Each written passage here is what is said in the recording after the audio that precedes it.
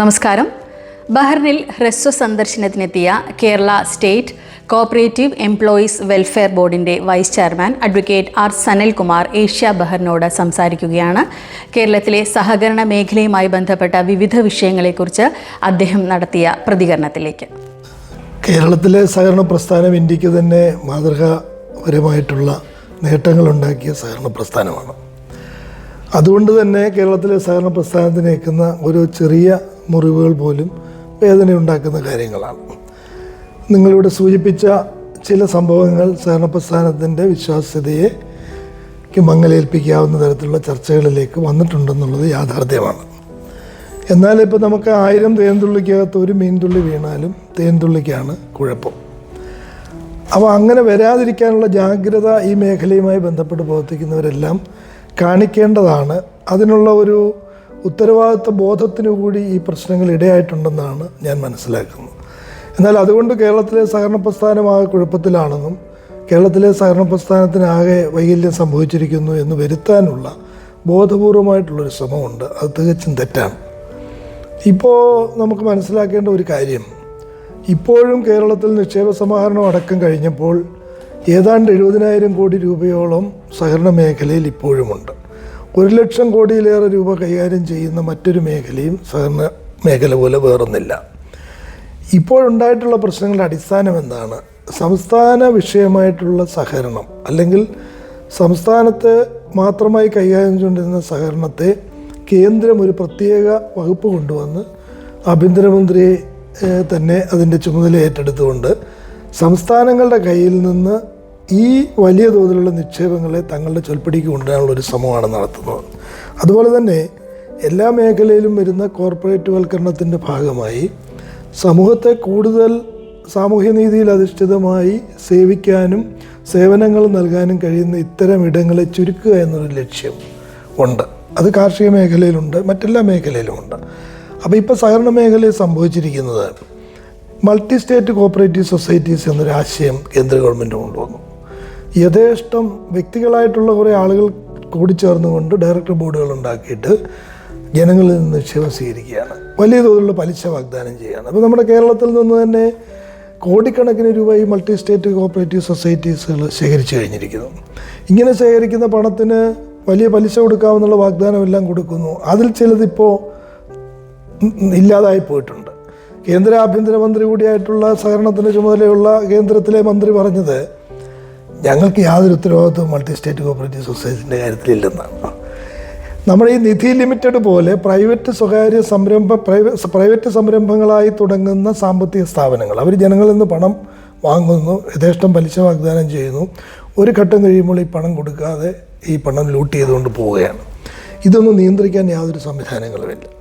അപ്പോൾ അത്തരമൊരു ഗൂഢോദ്ദേശത്തോടുകൂടി കേരളത്തിലെ അടക്കം ഈ നിക്ഷേപത്തെ ലക്ഷ്യം വെച്ചുകൊണ്ട് കഴുകൻ കണ്ണുകളോടുകൂടി കേരളത്തിൻ്റെ സഹകരണ മേഖലയിൽ ഇടപെടുന്ന ഒരു നടപടി കേന്ദ്ര സർക്കാരിൻ്റെ അടക്കം പിന്തുണയോടുകൂടി നടക്കുന്നുണ്ട്. ഇതിനെയെല്ലാം ചെറുത്തുകൊണ്ടാണ് പ്രത്യേകിച്ചും കേരളത്തിൽ ഇപ്പോഴത്തെ ഇടതുപക്ഷ ജനാധിപത്യ മുന്നണി ഗവൺമെൻറ് ഈ ഉണ്ടായ സംഭവങ്ങളുടെ അടിസ്ഥാനത്തിൽ സഹകരണ വകുപ്പ് വളരെ ജാഗ്രതയോടുകൂടി പെരുമാറുന്നുണ്ട്.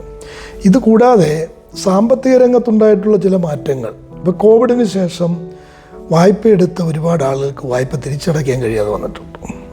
അപ്പോൾ ഇങ്ങനെ തിരിച്ചടയ്ക്കാൻ കഴിയാതെ വന്നതിൻ്റെ ഭാഗമായിട്ട് നിക്ഷേപത്തിൽ നിന്നെടുത്താണ് വായ്പ കൊടുക്കുന്നത്.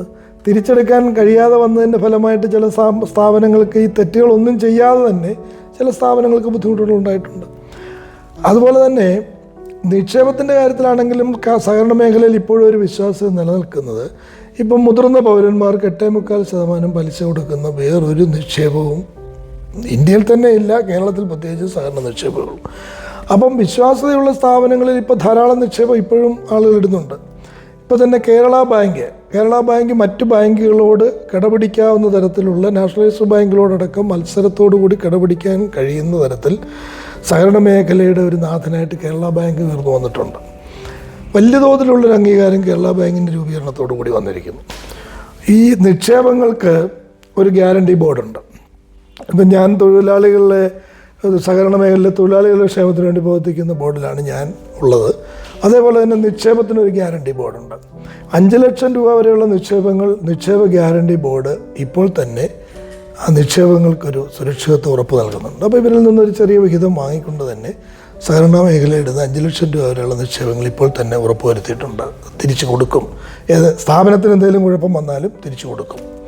പിന്നെയുള്ളത് സഹകരണ റിസ്ക് ഫണ്ട് എന്ന് പറയുന്ന ഒരു ക്ഷേമ പരിപാടിയുണ്ട്. അതായത് ഇപ്പോൾ ഒരു ബാങ്ക് ഒരു വായ്പ എടുത്തു. ആ വായ്പ എടുത്ത് സ്ഥിരമായി അടച്ചുകൊണ്ടിരുന്ന വായ്പക്കാരൻ മരണപ്പെട്ടാൽ ആ വായ്പയുടെ 3 ലക്ഷം മുതൽ 5 ലക്ഷം രൂപ വരെയുള്ള പണം ഈ നിക്ഷേപ ഗ്യാരണ്ടി ബോർഡ് അടച്ച് വായ്പക്കാരനെ രക്ഷിക്കും. അതുപോലെ തന്നെ ഇപ്പോൾ നമുക്ക് കോവിഡ് ഉൾപ്പെടെയുള്ള ദുരിതങ്ങൾ തൊട്ട് നോക്ക്. ഫോൺ, കുട്ടികൾക്ക് ആവശ്യമായിട്ടുള്ള ഫോൺ വാങ്ങിക്കൊടുത്തത്, TV വാങ്ങിക്കൊടുത്തത്, പഠനോപകരണങ്ങൾ എത്തിച്ചു കൊടുത്തത്, അതുപോലെ തന്നെ ഈ അവശ്യ മരുന്നുകളടക്കം സഹകരണ മേഖലയിലെ നമ്മുടെ മെഡിക്കൽ സ്റ്റോറുകളെല്ലാം വഴി ശേഖരിച്ചുകൊണ്ട് ജനങ്ങൾക്ക് എത്തിച്ചു കൊടുത്തു. എല്ലാം സൗജന്യമായിട്ട് ചെയ്യുന്ന കാര്യങ്ങളാണ്. വേറെ ഏത് മേഖല ചെയ്യുന്നുണ്ട്? ഇവിടുത്തെ നാഷണലൈസ്ഡ് ബാങ്കുകൾ ആരെങ്കിലും അങ്ങനെ കൊടുക്കുന്നുണ്ടോ? ഇതുകൂടാതെ നമ്മുടെ ഇപ്പോൾ വിലക്കയറ്റത്തെ പിടിച്ചു നിർത്തുന്നതിന് വേണ്ടി ഇപ്പോൾ ഈ കഴിഞ്ഞ ഓണക്കാലത്ത് തന്നെ 200 കോടിയിലേറെ രൂപയാണ് കൺസ്യൂമർ ഫെഡ് എന്ന് പറയുന്ന സ്ഥാപനം വഴി ഔട്ട്ലെറ്റുകൾ ഉണ്ടാക്കി ജനങ്ങൾക്ക് സാധനങ്ങൾ വില കുറച്ച് കൊടുത്തതിൻ്റെ ഭാഗമായിട്ട് ചെയ്തിട്ടുള്ളത്. ഏതെങ്കിലും ഈ പണം നിക്ഷേപം സ്വീകരിക്കുന്ന സ്ഥാപനങ്ങൾ ചെയ്യുന്നുണ്ടോ? അപ്പോൾ കേരളത്തിലെ സഹകരണ മേഖല, അതുപോലെ തന്നെ ഇപ്പോൾ ഏറ്റവും അവസാനം ഉണ്ടായിട്ടുള്ള മറ്റൊരു പ്രധാനപ്പെട്ട മാറ്റം, ഈ ചർച്ചയുടെ എല്ലാം അടിസ്ഥാനത്തിൽ ബഹുമാനപ്പെട്ട സഹകരണ വകുപ്പ് മന്ത്രി VN വാസവൻ ചെയർമാനായിക്കൊണ്ട് ഒരു സഹകരണ പുനരുദ്ധാരണ നിധി. ഇപ്പോൾ ഒരു സ്ഥാപനം അവരുടെ തെറ്റുകൊണ്ടൊന്നുമല്ല, ഞാൻ നേരത്തെ പറഞ്ഞ പോലെ നിക്ഷേപം അവർ സ്വീകരിച്ചു, വായ്പ എടുത്തവരടച്ചില്ല, ജീവനക്കാർക്ക് ശമ്പളം കൊടുക്കാൻ പോലും പറ്റുന്നില്ല, ആ സ്ഥാപനത്തെ പുനരുദ്ധരിച്ചുകൊണ്ട് വേണം. അപ്പോൾ അവർക്കൊരു പ്രത്യേക പാക്കേജായിട്ട് അവർക്ക് പ്രവർത്തിക്കാൻ ആവശ്യമായിട്ടുള്ള പണം ഈ സഹകരണ പുനരുദ്ധാരണ നിധിയിൽ നിന്ന് കൊടുക്കും. അപ്പോൾ ഇങ്ങനെ എല്ലാ സ്ഥാപനങ്ങളെയും സ്വന്തം കുഞ്ഞിനെ പോലെ വളർന്നു വന്നതിനെയും അത് എന്തെങ്കിലും തകർച്ച ഉണ്ടാകുന്നതിനെയും പരിരക്ഷിക്കുക എന്നൊരു സമീപനമാണ് കേരളത്തിലെ സഹകരണ വകുപ്പും ഇടതുപക്ഷ ജനാധിപത്യ മുന്നണി ഗവൺമെൻറ്റും ചെയ്തുകൊണ്ടിരിക്കുന്നത്. എന്നാൽ നിങ്ങൾ ആദ്യം സൂചിപ്പിച്ചതുപോലെ ഇപ്പോൾ കരുവന്നൂരുണ്ടായ സംഭവം, കരുവന്നൂരിലെ തന്നെ സ്ഥിതി എന്താ? 300 കോടി രൂപയുടെ ഒരു തട്ടിപ്പാണ് പുറത്തു വന്നത്. ആ 300 കോടി രൂപയുടെ തട്ടിപ്പിൽ നിക്ഷേപകർക്ക് കൊടുക്കേണ്ട പണത്തിൻ്റെ ഭൂരിഭാഗവും പണം ഇപ്പോൾ തിരിച്ചു കൊടുത്തിരിക്കുന്നു. ഇപ്പോൾ എന്താണ്, അവിടുന്ന് പണം കിട്ടുമോ എന്ന് സംശയത്തിൽ വന്നവർ പ്രത്യേക കമ്മിറ്റി എല്ലാം ഉണ്ടാക്കി ഈ ഉണ്ടായ തെറ്റുകൾ തിരുത്താൻ ആവശ്യമായ ജാഗ്രതയോടുകൂടി ഇടപെടൽ നടത്തി ചുമതലക്കാരായിട്ടുള്ള മുതിർന്ന സഹകാരികളെ തന്നെ ചുമതലപ്പെടുത്തി നിക്ഷേപകർക്കെല്ലാം പണം തിരിച്ചു കൊടുക്കും. ഇപ്പോൾ അവരെന്താണ്, അവർ തന്നെ ആ നിക്ഷേപം തിരിച്ച് ആ ബാങ്കിൽ ഇടുന്ന സ്ഥിതി വന്നു. തിരിച്ചു കൊടുത്ത പണത്തിൽ 100 കോടി രൂപയോളം തിരിച്ച് ആ ബാങ്കിൽ തന്നെ ഇട്ടിരിക്കുകയാണ്. എന്ന് പറഞ്ഞാൽ ആർക്കും തകർക്കാൻ കഴിയാത്ത പോലെ സഹകരണ മേഖലയിലെ വിശ്വാസ്യത തിരിച്ചു പിടിക്കുക എന്ന ഉത്തരവാദിത്വം സഹകാരികൾക്കും ജീവനക്കാർക്കുമുണ്ട്. തെറ്റ് ചെയ്യുന്ന ജീവനക്കാരോട് യാതൊരു തരത്തിലും വിട്ടുവീഴ്ച കാണിക്കേണ്ടതെല്ലാം തീരുമാനിച്ചിട്ടുണ്ട്. ആദ്യമായിട്ടാണ് സഹകരണ മേഖലയിലെ നേരത്തെ സഹകരണ വിജിലൻസ് മാത്രമാണ് അന്വേഷിച്ചുകൊണ്ടത്. ഇപ്പം നിങ്ങളൊരു നിക്ഷേപവുമായി ബന്ധപ്പെട്ട് ജീവനക്കാരനെതിരെ പരാതി വന്നാൽ, ബാങ്കിനെതിരെ പരാതി വന്നാൽ, ഡയറക്ടർ ബോർഡ് മെമ്പറോ ജീവനക്കാരനോ തെറ്റുകാരനാണെങ്കിൽ അത് ക്രിമിനൽ കേസെടുത്ത് ശിക്ഷിക്കത്തക്കവണ്ണം ക്രിമിനൽ കുറ്റമായി അപ്പോൾ തന്നെ കേസ് കൊടുത്ത് നടപടി സ്വീകരിക്കാനുള്ള നിയമ ഭേദഗതി വന്നിട്ടുണ്ട്. അതുപോലെ തന്നെ ഈ കണക്കുകൾ ഓഡിറ്റ് ചെയ്യാനുള്ള ഒരു ടീം ഓഡിറ്റ് സിസ്റ്റം വന്നിട്ടുണ്ട്. ഏതെങ്കിലും ഒരു ജീവനക്കാരൻ എന്തെങ്കിലും എഴുതി കൊടുത്തിട്ട് കാര്യമില്ല, 2 or 3 പേരോ അടങ്ങുന്ന ഒരു ടീമാണ് ഓഡിറ്റ് നടത്തുന്നത്. അപ്പോൾ ഏതെങ്കിലും കണക്കിൽ കൃത്രിമം കാണിക്കുക, രേഖകളിൽ കൃത്രിമം കാണിച്ചാൽ ആ ജീവനക്കാരന് ആ സ്ഥാപനത്തിന് മുമ്പോട്ട് പോകാൻ കഴിയാത്ത തരത്തിൽ വളരെ സ്ട്രിക്റ്റായിട്ട് തന്നെ ഗവൺമെൻറ് ഈ വിശ്വാസ്യത നിങ്ങൾ പറഞ്ഞ പോലെ ചെറിയ നഷ്ടപ്പെടൽ ഉണ്ടായത് തിരിച്ചു പിടിക്കാൻ ആവശ്യമായ ജാഗ്രത കാണിക്കുന്നുണ്ട്.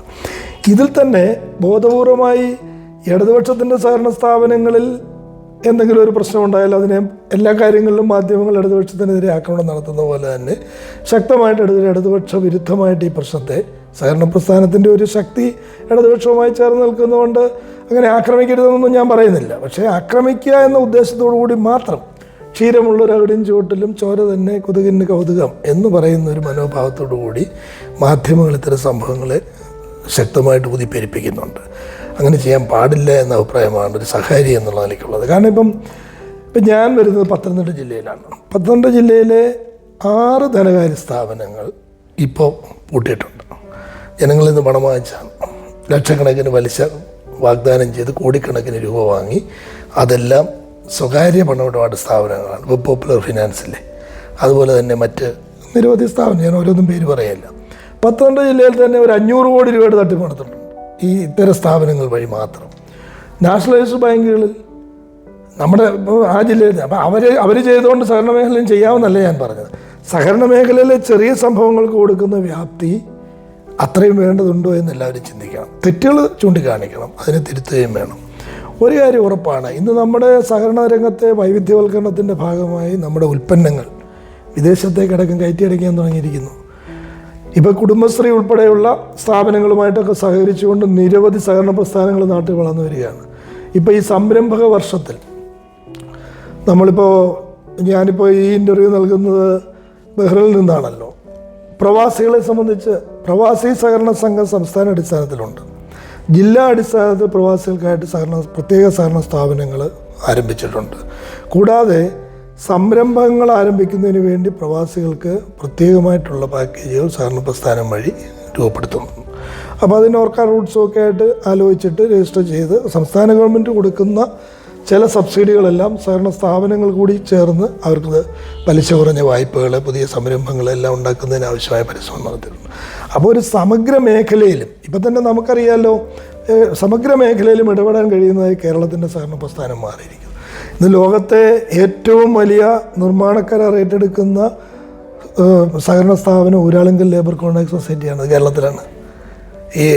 ഇനി ലോകത്തിൻ്റെ വിവിധ കോണുകളിൽ റോഡുകളും പാലങ്ങളും വലിയ നിർമ്മാണ പ്രവൃത്തികൾ ഏറ്റെടുത്തുകൊണ്ട് അന്താരാഷ്ട്ര സഹകരണ വർഷത്തിൽ തന്നെ വലിയ അംഗീകാരം നേടിയ സ്ഥാപനമായിട്ട് കേരളത്തിൽ നിന്നുള്ളൊരു സ്ഥാപനം വളർന്നു. അപ്പോൾ ഇത് ഒരുപാട് പേരുടെ അധ്വാനത്തിൻ്റെയും കഷ്ടപ്പാടിൻ്റെയും ഫലമായിട്ട് ഉയർന്നു വന്ന സ്ഥാപനമാണ്.